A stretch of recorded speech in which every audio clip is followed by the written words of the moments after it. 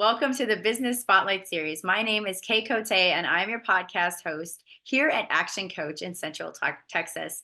Today, we have on the show Christian Lola, CEO of Fiada Foods.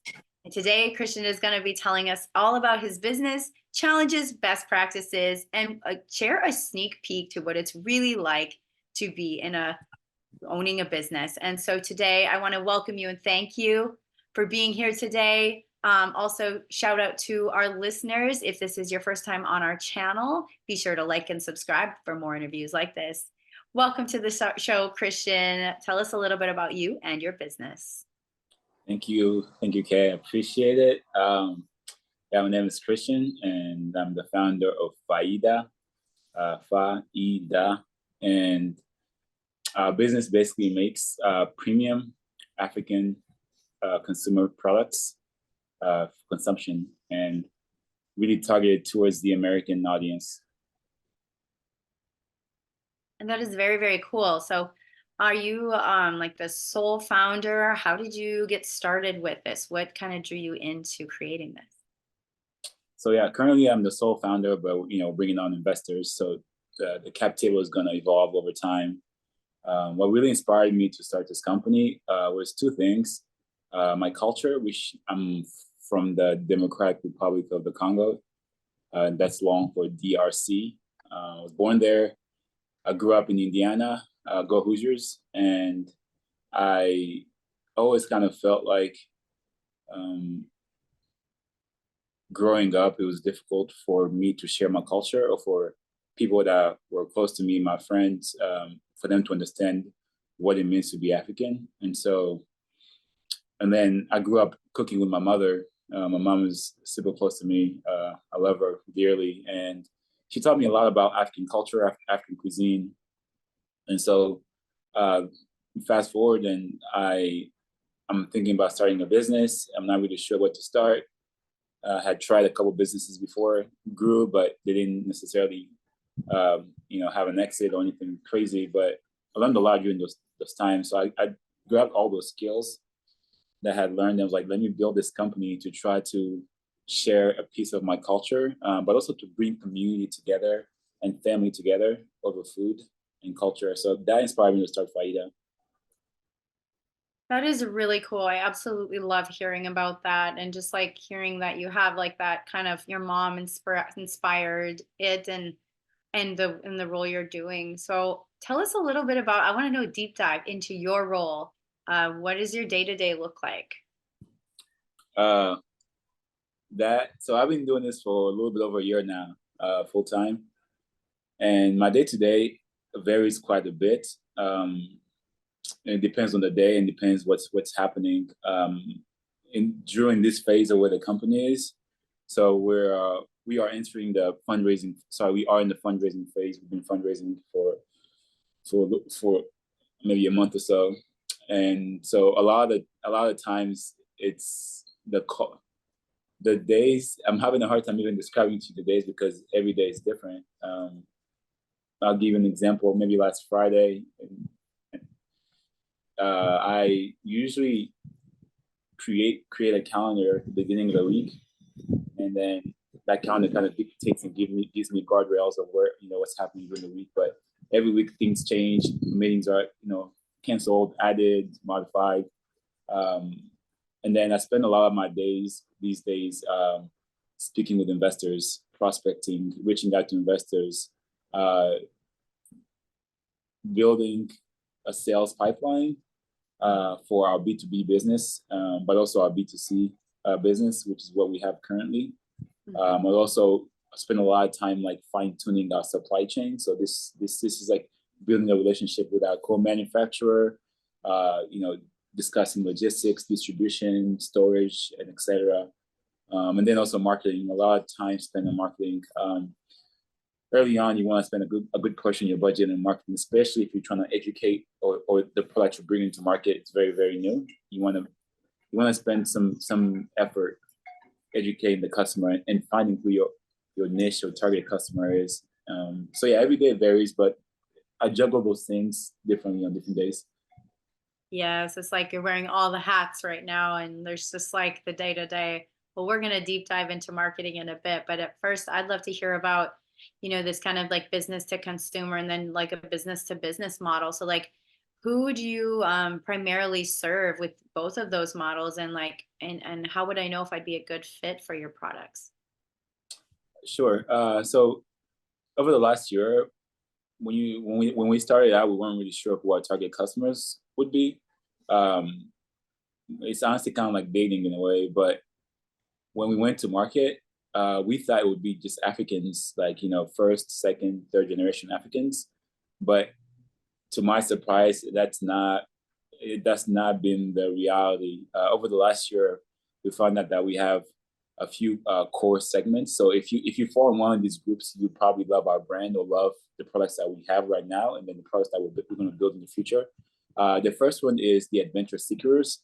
So if you just love adventure, the closest thing I can compare these people to are people that are fanatics of the brand Red Bull. So if you like Red Bull and that brand and like maybe their products, you probably love our products. So that's one customer segment that's buying a lot of our product.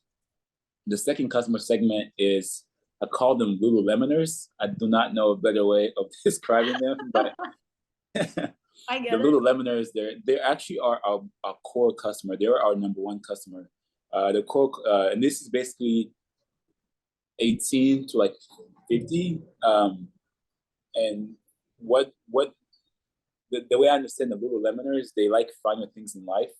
They like kind of quaint, cool, unique products. They like things that are well done and are consistent and are of quality or premium. And the segment that's between 30 and like 50, they tend to be like the household commander or captain. Like they're the ones that are calling the shots, like what's being bought in the house, the kids' schedule, et cetera, how the house is being run. They're like the captain of the house. They're a core customer.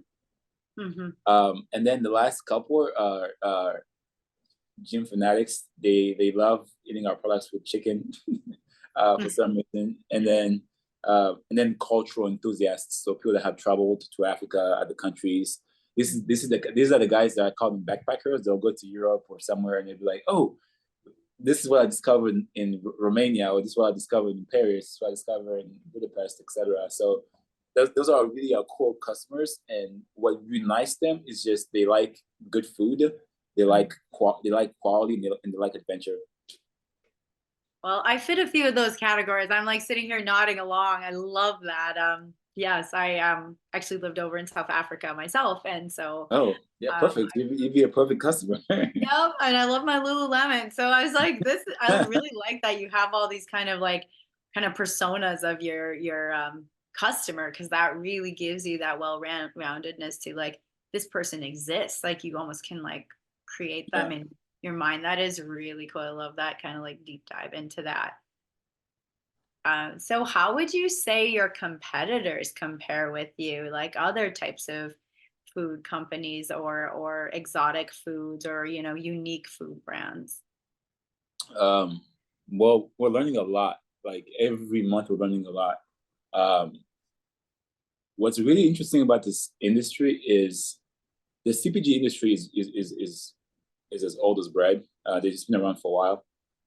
But what's not been around is, if you think about this, okay, like when's the last time you went to a grocery store and saw any African product on the shelf? Have you ever seen that before? Mostly in specialty food stores, like world market type of stores, but no, not very often, unless it's like I'm seeking it out, but I don't Yeah. very often. So that was one of the early things we realized, is like making African food more accessible um, to Americans. It became obvious that there was a large gap there. When we look at a competitive landscape, um, I see there's two companies that I think are direct site. They also make African foods, but one is really focused on flowers, and then another one is focused on West African. What makes Fida different is that we are Pan African. I believe in unification in the sense that Africa is a continent with 55 countries, but there's many different distinct cultures. And I think Fida can be a representative of what quality looks like in those cultures. And so what makes us different is we're Pan-African. We believe in all the countries. And then competitors also, for me, they're not adversaries. I see them as partners. I'm happy to work with them in the future if they're willing to. If they're not, that's okay. And because of how things are developing, what's happening right now is there's basically a new industry or sub-industry that's developing called African foods. Because if you go to Walmart, Kroger, Safeway, HEB, Food Lion, I mean, et cetera, this goes on, you're not going to find any African food, but give it 1 to 5 years, that's going to change a lot, because African food is not only delicious, and we tend to use whole ingredients. I think if you look at Africans and how their diet and their habits and how their body evolves and adapts over time, I think the reason why a lot of Africans are healthy is because of the kind of diet that they consume. And so Fida would be a conduit to that and give Americans access to that quality of food. I really like that too. And I think about even the things I like to eat. I like to try different spices and flavors to add to healthy dishes. And so I think it's a great. It encourages exploring food types. It also encourages cooking at home, and trying different flavors. I think that's really awesome that you're working on this.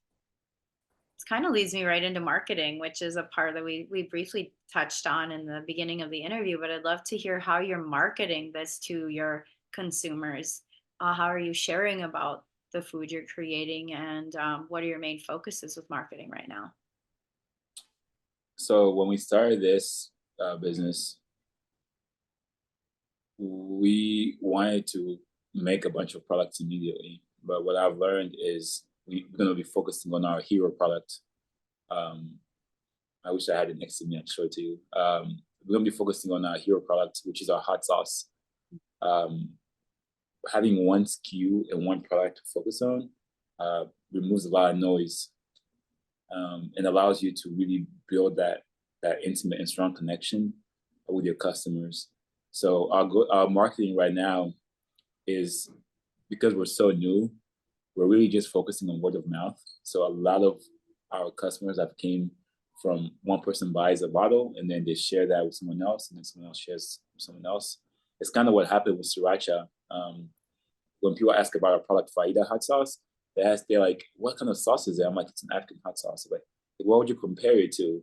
And the best answer I have for people is that it would be like asking the founder of sriracha, what would you compare sriracha to in 1970s when he came from Vietnam to the US? If you ask him, what would you compare sriracha to? He would say sriracha. And we'd be like, what do you mean sriracha? Sriracha, because that's what it is. And so that's the same thing with Fida. It's like the when people try our product, they don't know how to categorize it, because we humans, we love categorizing things. And when you create something new that's different, one of the things you have to educate people on how to use it, why it's different, and why the market wants it. Usually the customers will make that decision themselves. And so that's what's been exciting, is like just word of mouth. But now as we close our funding round, it's going to be exciting, because now we can start putting more marketing dollars towards ad campaigns, both organic and paid, and that will kind of spread the message of African culture, of family, of love between mom, mother, and son, and the things and the values that we believe here at Fida. I'm curious, do you do like, are you going to do vendor showcases or work with like, maybe there's like wellness expos and like be that like in person? Like, are you planning on anything like that? I'm always curious about that. So yeah, we're gonna be doing some in-person, in-store marketing. We're starting to learn that universities are actually interested in our product. So right now we are having discussions with a couple universities, Big Ten, and here in Texas as well. about them carrying our products in their cafeterias and cafes as a way of diversifying, their menu options. And this would also be that a good way to describe it would be like you go to a cafeteria or cafe and you walk in and you see, ketchup, you see barbecue sauce, you see Fida hot sauce because it'd be a new offering. And what makes that really interesting to me and to users is like the versatility of the product.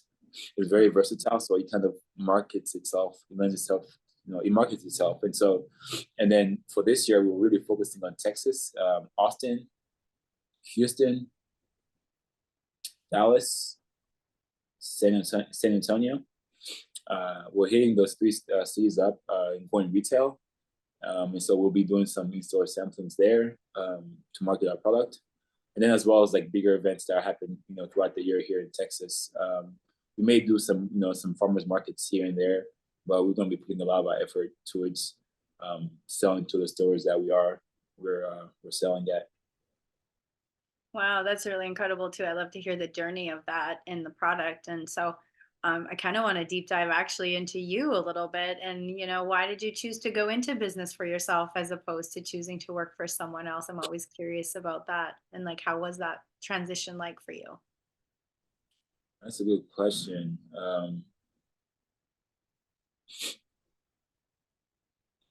It's a good question. I started off as a consultant. I did my master's in information systems.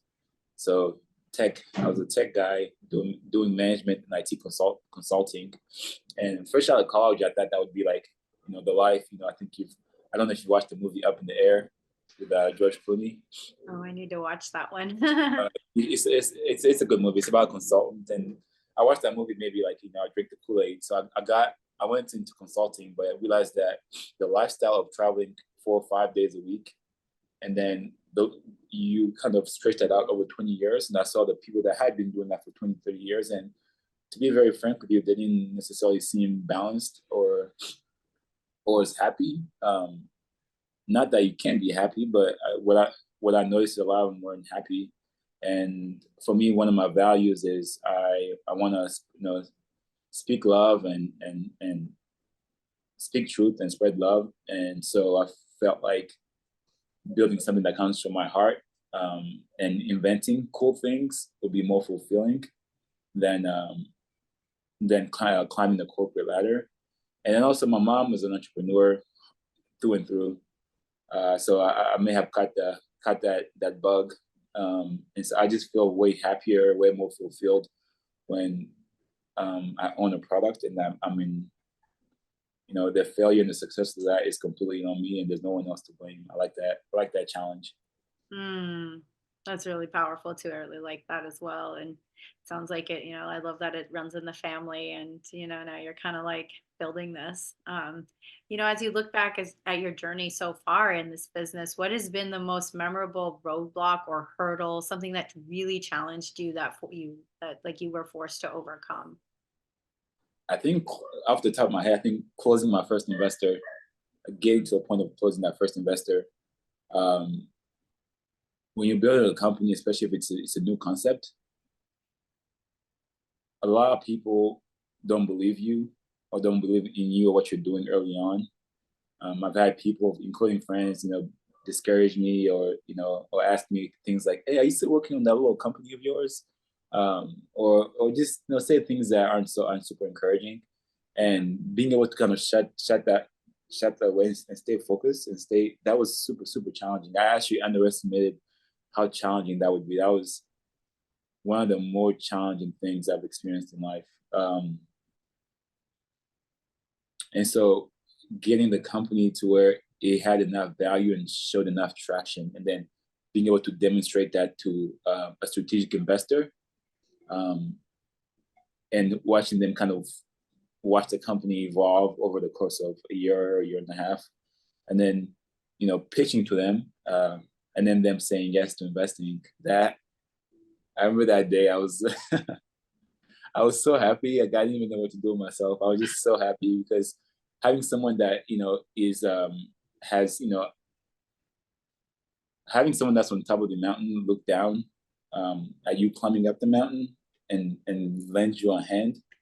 It's one of the most beautiful feelings that I felt in my life. And I look forward to one day extend that same hand that was extended towards me to someone else, find another, young, hungry guy or girl that they just want to do the work. I'm like, I see myself in you, here's my hand. It's priceless.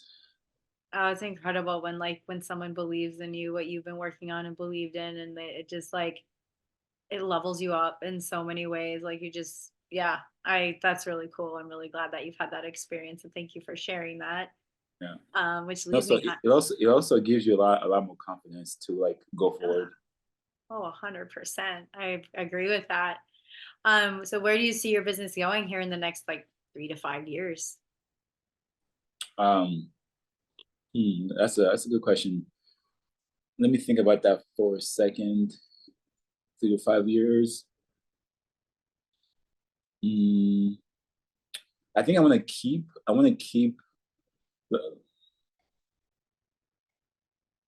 I know LeBron James. He has his haters, but I love LeBron James. I think he's not a perfect human being, but he's an incredible human and athlete. And one of the things that I've heard him say is keep the main thing the main thing. So I want to make sure we don't lose focus of who we were at the core and what are we at the core. We're an African family brand that really values family, that loves connection, loves culture, and I don't want to lose that core of who we are. I want to grow a strong customer base that are repeat customers that just love what we do. By having good messaging, marketing, but most important, having good product and good people. I want to always keep quality in everything that we do. I don't want to. I don't need to be the biggest. I just want to be the best. And then what else? I guess there's gonna be some I call them side quests. It would be nice to have to be in more than 1 million American homes. That'd be a great notch in the belt. And then a couple more things would be having a team that reflects the diversity of what the US is becoming. There's actually stats out there that shows that in about 10, 20 years, there's not going to be a majority anymore. So the US is going to be super mixed, kind of like Brazil. So I want the team that I hire to be a reflection of what's in the community that we serve. And then last but not least, I want to have more quality, delicious products on the market. Oh, those are great goals. I love hearing that. We've covered so much great ground in this conversation. I've thoroughly enjoyed talking with you about this and hearing your passion for what you do. I encourage our listeners, listen to this a few times. You're going to get so many great nuggets out of it. So as we begin to wrap up, I have a few rapid fire questions for you. These are those quick top of mind answers. So you ready for these? As ready as I'm going to be. Yeah, let's do it. All righty. Our first one is, what is the key to success for you? Knowing that you're good enough at inner peace. And what is one piece of advice you have for other business owners?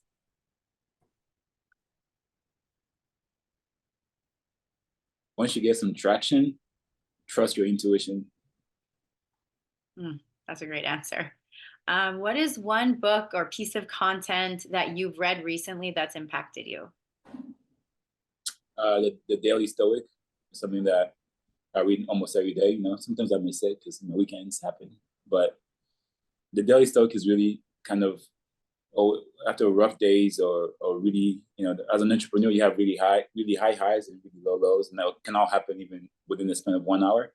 So the Daily Stoic just reminds me that to kind of choose the middle ground and kind of to have more the attitude of water, in the sense that accepting things as they come to me and making changes where I'm able to make changes and trusting that everything will be fine. So the Daily Stoic has been super, super helpful.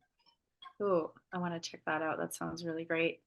And then final question is, If you had to choose only one area of your business to immediately improve tomorrow, what would it be? Supply chain. Hmm. I think it's really difficult to get supply chain perfect early on. So to kind of have supply chain from the point of purchasing to the point where the customer is leaving us a review, making that as like smooth and pain free, which I don't know if that's possible, uh, as possible, to make that process like world class would be amazing. And that's what I'm aiming to do. It takes time, and it takes a team, and it takes listening, and it takes relationships. Definitely. Well, that's really awesome too. Great answer. Before we dive into our final question of the day, how can people find out more about your company and your product and get their hands on this delicious food? Yeah, so you can buy our product directly from our website currently. It's called FidaFoods.com. And you can find us on Instagram at Fiada Foods as well, and on LinkedIn as well, Fiada Foods. So if you type in Fiada Foods, it should come up, or just find us on our website. And then also we will be creating a new website within the next month. That's even more user friendly. So customer experience is very important to us as a company. Oh, wonderful. Well, Christian, this has been such a great conversation. Thank you so much. Our final question for the day: what is most inspiring to you today? Oh,